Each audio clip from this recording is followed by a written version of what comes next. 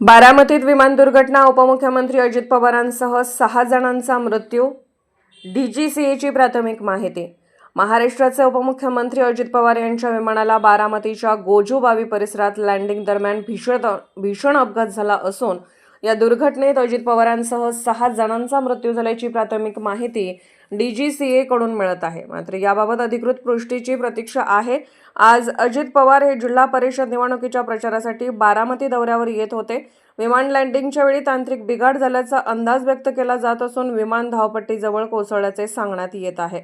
अपघाताची माहिती मिळताच अग्निशमन दल, पोलीस, आरोग्य विभाग आणि प्रशासनाचे पथक तातडीने घटनास्थळी दाखल झाले.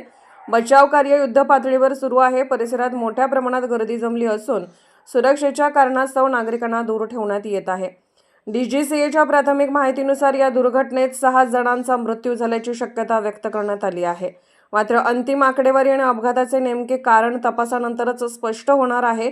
राज्यभरात या घटनेमुळे खळबळ उडाली असून राजकीय वर्तुळातून शोक व्यक्त केला जात आहे. पुढील अधिकृत माहितीची प्रतीक्षा आहे.